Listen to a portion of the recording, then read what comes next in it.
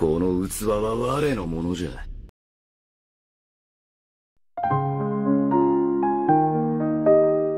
Halo teman-teman, kali ini Dan Anime akan kembali melanjutkan cerita alur cerita anime dan Dadan season 2 episode 2. Tapi jangan lupa bila teman-teman yang baru datang di channel ini untuk tinggalin jejaknya.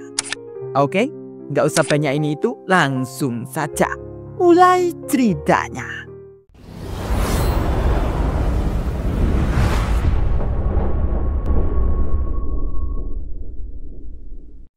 Benar saja, Okarun dan Ayashi yang tiba-tiba kesakitan dan Okarun berubah menjadi mode nenek turbo. Okarun akan menyerang Jiji. Tapi tidak tahu kenapa Okarun ingin melukai dirinya sendiri. Dia berusaha merobek mulutnya. Jiji lalu berusaha untuk menghentikan. Jiji malah diajar oleh Okarun. Okarun kembali kesakitan dan terlihat ingin melukai dirinya sendiri. Jiji yang berusaha menghentikan Okarun. Untung saja Jiji sadar bila cacing raksasa itu akan menyerang mereka. Jiji lalu berusaha menyelamatkan mereka berdua. Dan dari situ Jiji menyadari bila cacing raksasa itu akan menyerang bila mendengar getaran suara. Tapi bukan suara mereka. Tapi lagi-lagi Okarun kembali akan melukai dirinya. Jiji berusaha menghentikan. Akan tetapi Jiji dibuat bengong dengan ucapan Okarun. Dengan ucapan Okarun, biarkan aku mati. Jiji sampai teringat dengan seseorang yang selalu membayangi Jiji. Dan perkataan Okarun itu sama seperti perkataan orang tuanya. Saat orang tuanya mencoba untuk bunuh diri dan Jiji berusaha menyelamatkannya. Tapi apalah daya. Tiba-tiba Momo Ayashi juga ingin melukai dirinya dengan serpian kaca itu. Jiji sampai bingung karena Jiji juga menahan Okarun. Namun Ayashi juga mengarahkan kaca itu ke tubuhnya. Untung saja setelah Momo Ayashi melakukan, nenek turbo menghalangi itu. Dan kaca itu menembus tubuh nenek turbo. Nenek turbo yang kesal, nenek turbo lalu menyuruh Jiji untuk mengikat Okarun. Jiji lalu melakukan. Dan setelah Okarun diikat dan Ayashi kembali terkapar, nenek turbo memberitahu bila gelombang psikis dari cacing itu yang membuat seseorang menjadi gila dan ingin bunuh diri. Tapi setelah itu keadaan semakin kacau. Momo Ayashi dengan kekuatan psikisnya mengambil serpian kaca itu dan mengarahkan ke dirinya sendiri. Jiji yang melihat itu, Jiji lalu berusaha menyelamatkan Ayashi. Namun tiba-tiba cacing raksasa itu sudah di depan Jiji dan akan menyerang mereka. Jiji dengan sekuat tenaga lalu membawa mereka berdua pergi dari situ. Dan itu pun masih terus dikejar-kejar oleh cacing raksasa. Karena cacing raksasa itu bisa mengerti dari getaran suara. Jiji terus berlari menyusuri ruangan itu. Tapi sialnya, Jiji malah terpleset di tangga. Dan cacing raksasa itu berhenti menyerang mereka. Tapi lagi-lagi Okarun dan Momo Ayashi yang belum sadar. Dia dibuat ingin terjun dari lantai itu. Jiji lalu berlari menahan dua orang itu. Dan saat itu cacing raksasa sudah berada tepat di depan mereka dan ingin menyerang mereka. Namun untung saja dengan Jiji mengingat seseorang yang terus dibayangkan itu, muncullah sosok seperti ini. Cacing raksasa seketika berhenti. Tapi setelah kemunculan sosok itu, Okarun dan Momo Ayashi kembali sadar. Nenek turbo lalu memberitahu bila dia itu adalah Evil Eye. Dan nenek turbo meminta ke mereka untuk jangan menatap matanya. Karena mata jahatnya membuat orang gila dan memaksa untuk bunuh diri. Dan itu hampir sama seperti cacing raksasa itu. Dan kenapa mereka terhenti? Itu karena kekuatan itu. kutukan Evil Eye dan gelombang biskis cacing saling membatalkan. Momo Ayashi lalu menyuruh Okarun untuk mengejar cacing itu. Okarun lalu berubah menjadi mode nenek turbo.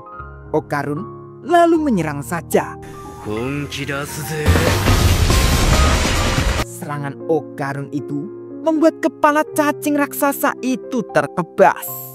Akan tetapi tidak semudah itu. Cacing raksasa itu kembali memunculkan kepalanya lagi dan lalu kembali menyerang mereka. Jiji, Okarun, dan Momo Ayashi lalu berlari pergi. Tapi di saat Jiji berlari itu, Evil Eye mengejar Jiji dan langsung menatap mata Jiji. Saat itu Evil Eye memberitahu Jiji tentang masa lalu Evil Eye. Dulu kala di saat Evil Eye masih kecil, dia dikurung di suatu tempat. Dan saat itu Evil Eye melihat ke jendela. Seorang seumuran dia bermain di luar dengan ceria dan bahagia. Dan saat itu Evil Eye ingin sekali bermain bersama mereka.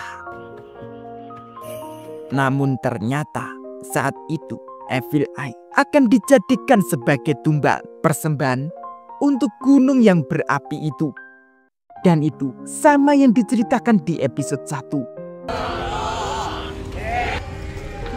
Sebelum kematiannya, dia pun bahkan sampai mengucapkan sekali lagi bila dia hanya ingin bermain dengan teman seumurannya. Dan pada akhirnya Evil Eye mati di situ. Dan setelah kematiannya, dia menjadi roh bergentayangan. Di saat itu, setelah Evil Eye menjadi roh bergentayangan, dia menemui teman-temannya bila dia itu hanya ingin bermain. Dan saat itu, karena Evil Eye belum tahu, dia menari di tempat itu.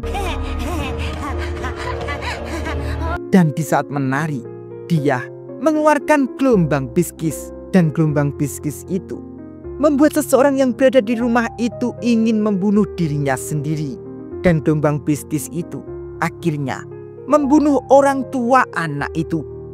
Dan Evil Eye melakukan itu kepada 3 temannya itu. Dan orang tua dari 3 temannya itu akhirnya meninggal. Dan di saat kejadian itu, keluarga Kito yang terlihat di episode 1, karena yang tersisa anak kecil itu, dia akan dikubur bersama rumah itu. Dan di saat itu, karena anak kecil itu akan dipersembahkan seperti Evil Eye, Evil Eye sampai menangis. Dia bahkan berusaha ingin melepaskan ikatan anak kecil itu. Tapi apalah daya, karena Evil Eye tidak bisa memegang tali itu.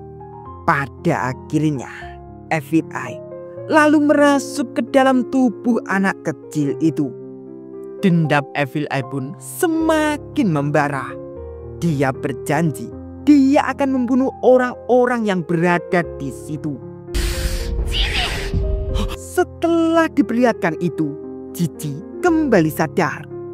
Momo Ayashi yang melihat itu, Ayashi berusaha ingin melepaskan Evil Eye dari Jiji. Namun Jiji menolaknya, memberitahu bila Evil Eye selama ini dia selalu menderita dan dia tidak seperti yang Momo Ayashi pikirkan. Jiji pun lalu berlari akan pergi ke tempat tubuh Evil Eye itu berada. Ayashi lalu mengejar Jiji. Dan Okarun masih bertarung dengan cacing raksasa itu.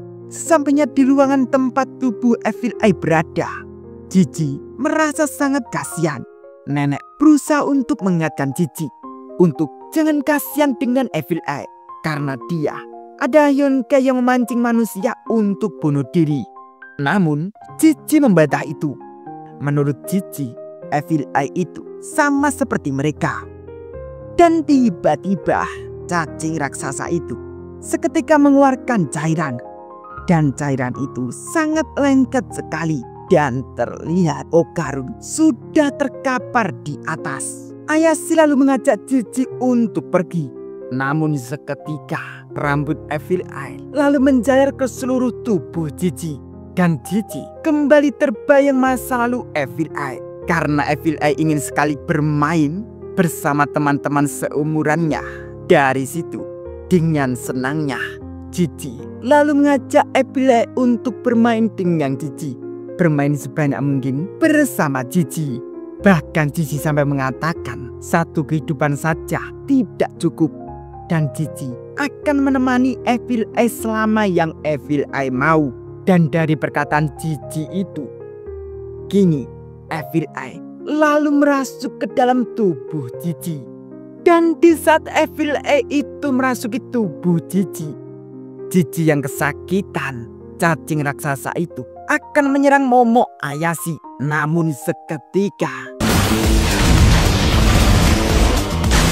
dan ini tampilan Cici dalam mode Evil Eye.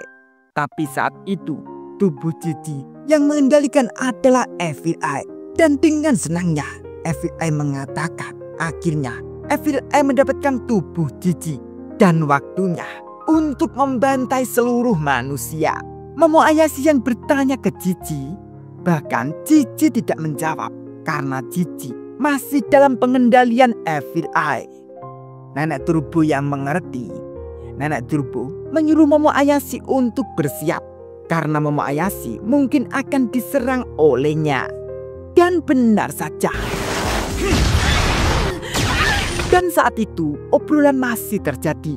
Menurut Evil Eye itu, Momo Ayashi mempunyai kekuatan yang aneh. Dan Evil Eye yang melihat Nenek Turbo, Evil Eye menyadari bila dia itu juga Yonkai yang sudah menjadi budak manusia. Nenek Turbo semakin marah untuk menjaga ucapan Evil Eye itu. Momo Ayashi yang berusaha menyadarkan Cici. Namun Evil Eye mengatakan bila tubuh itu saat itu sudah menjadi milik Evil Eye. Cacing raksasa yang menyerang mereka karena bisa menumbuhkan kepalanya lagi. Evil Eye dengan kekuatannya melindungi dirinya dan juga Momo Ayashi. Momo Ayashi pun sampai takjub. Dan saat itu Evil Eye mengatakan di rumah terkutuk itu, di mana rasa dendam tak akan pernah lenyap. Dan rasa dendam dari semua orang yang sudah dibunuh akan menolak segalanya. Cici lalu membentuk sebagian roh menjadi bola. Dan lalu menghabisi cacing raksasa itu. Akhirnya cacing raksasa itu terkalahkan. Setelah itu Momo Ayashi yang masih penasaran kenapa semuanya menjadi seperti itu. Nenek Turbo memberitahu bila Saiko sudah sering mengatakan bila Cici itu jenius. Itu artinya tak jarang melihat seseorang yang memiliki kekuatan roh yang sangat kuat. Dan kekuatan fisiknya juga tinggi. Dan Evil Eye itu telah mengincar Cici untuk menjadikan sebagai wadahnya. Nenek Turbo lalu menyuruh Momo Ayashi untuk menyiapkan dirinya menghadapi Cici yang sudah dirasuki Evil Eye itu.